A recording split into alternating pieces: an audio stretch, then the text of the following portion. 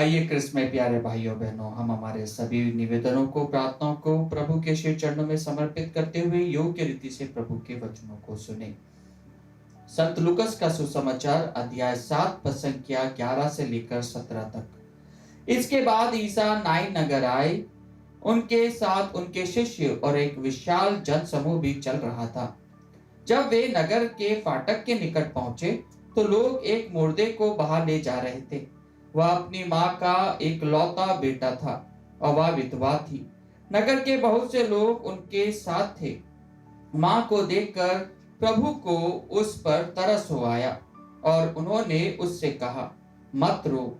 और पास आकर उन्होंने अर्थी का स्पर्श किया। इस पर ढोने वाले रुक गए। ईसा ने कहा, युवक, मैं तुमसे कहता हूं, उठो। मुर्दा उठ बैठा और बोलने लगा। ईसा ने उसको उसकी मां को सौंप दिया। सब लोग विस्मित हो गए और यह कहते हुए ईश्वर की महिमा करते रहे, हमारे बीच महान नबी उत्पन्न हुए हैं और ईश्वर ने अपनी प्रजा की सुध ली है। ईसा के विषय में यह बात सारी यहूदिया और आसपास के समस्त प्रदेश में फैल गई। हाँ क्रिस्त में प्यारे भाइयों बहनों, आज के सुसमाचार पाठ में हम पाते हैं नाइन का एक युवक जो अपनी माँ का एक लौता था और उसकी माँ विधवा थी। वह मर जाता है और प्रभु जब नाइन नगर जाते हैं तो वे अपने शिष्यों के साथ रहते हैं और जन समूह उनके पीछे पीछे चलता है। प्रभु उस अर्थी को देखते हैं और प्रभु को उस पर दया आ जाती है। उस मां के विलाप को देखकर प्रभु अपने भावों को नहीं रोक पाते हैं। प्रभु भावुक हो जाते हैं और प्रभु उस अर्थी का स्पर्श करके कहते हैं, उस लड़के से उठो। और वह उठ जाता है। उठो और वह उठ जाता है। यह प्रभु का वचन है जो कि सशक्त बनाता है। यह प्रभु के वचन की सामर्थ्यता है, शक्ति है, जो मुर्दे में जान फूंक देता है। प्रभु का वचन। हाँ क्रिस्त में प्यारे भाइयों बहनों, एक वचन मात्र से प्रभु ने उस मुर्दे में जान फूंक दी। उस मां के विलाप को प्रभु ने खुशी में भर दिया। प्रभु ने उस मां के आंसुओं को पोंछ डाला। हमारे परिवार में भी कई बार जब हम देखते हैं कई आकस्मिक घटनाएं हो जाती है, मृत्यु हो जाती है, तो हम हमारे आंसुओं को नहीं रोक पाते।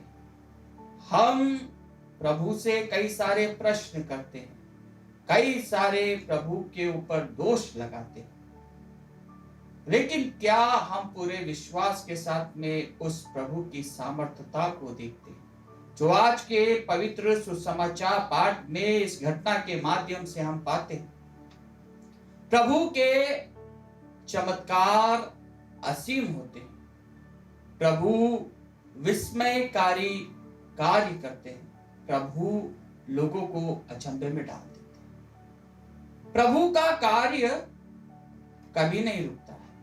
प्रभु के वचन, उसकी शक्ति, उसकी सामर्थ्यता कभी नहीं डगमगाती है। प्रभु का वचन उस चट्टान के द्वारा है, उस चट्टान के समान है जो आसानी से नहीं हिलती, जो हिलती ही नहीं। और यही बात हम आज के सुसमाचार पाठ में पाते हैं। Arise, get up. कई बार हम हमारे जीवन में भी इन वचनों को सुनते हैं जब हम हताश हो जाते हैं, जब हम उदास हो जाते हैं, जब हम मलिन हो जाते हैं। Get up, build up, grow up, keep up.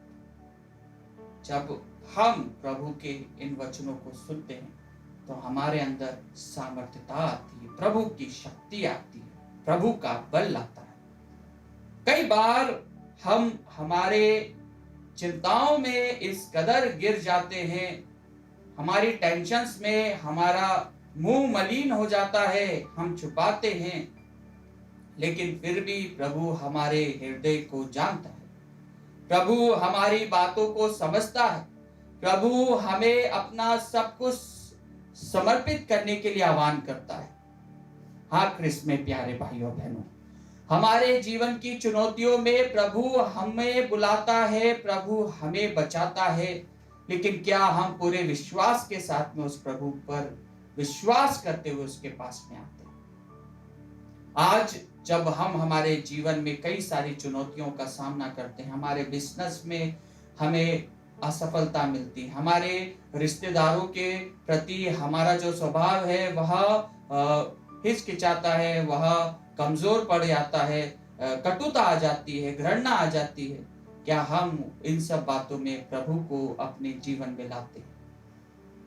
जब हमारे बच्चे हमारी बातें नहीं सुनते हैं, जब हमारे परिवार में समस्याएं होती है, बीमारियां होती है, फाइनेंशियल क्राइसिस होते हैं, जब हमारे परिवार में रिश्तेदारों के साथ में हमारे संबंध अच्छे नहीं होते हैं, लोग हमें ताना मारते हैं, लोग हमें गलत नजरों से देखते हैं, लोग हमें गिराने की ताक में बैठे रहते हैं, क्या हम ऐसी परिस्थिति में प्रभु के पास आते हैं? जब हम प्रभु के पास आते हैं तो प्रभु हमसे कहता है, grow up, get up, rise, उठो, उठो। हाँ क्रिस्त में प्यारे भाइयों बहनों, आज का प्रभु का सुसमाचार पाठ हमें आह्वान दिलाता है कि किस प्रकार उस मुर्दे में प्रभु ने सिर्फ एक स्पर्श के माध्यम से जान फूंक दी और उस विधवा के दर्द को मिटा दिया, उसके इकलौते पुत्र को प्रभु ने जीवित कर दिया। हमारे जीवन में भी प्रभु कार्य करता है। इस पवित्र रोटी के रूप में उपस्थित प्रभु यीशु हमारे जीवन में भी कार्य करता है।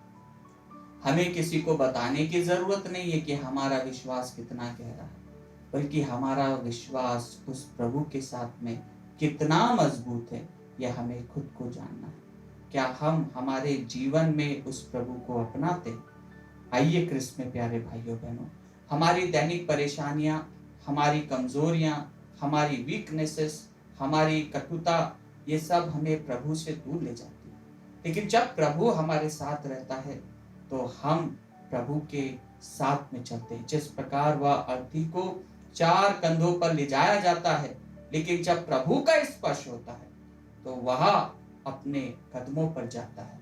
आइए क्रिस्त में प्यारे भाइयों बहनों, प्रभु खुशियां लाता है, प्रभु अपने भक्तों की पुकार को सुनता है, प्रभु आंसुओं को पोंछता है, प्रभु दिल की चिंताओं को दूर हटाता है, प्रभु दिल के मलिनता को साफ करता है, क्योंकि वही एकमात्र ईश्वर का पुत्र है जिसने अपने आप को इस दुनिया में समर्पित करते हुए लोगों के लिए कार्य किया, औरों के लिए कार्य किया, औरों को खुशियां दी, औरों को सांत्वना दी, औरों को शांति दी। आइए हम इस पवित्र परम प्रसाद में उपस्थित प्रभु यीशु से हमारी सारी दुआओं को, हमारे दिल के जो भी क्लेश हैं, जो भी कटुता है, प्रभु को अर्पित करें। प्रभु से दया मांगे कि प्रभु हमारा स्पर्श करे, प्रभु हमें छू ले और हमें कहे, अराइज, उठो, मैं तुम्हारे साथ हूँ।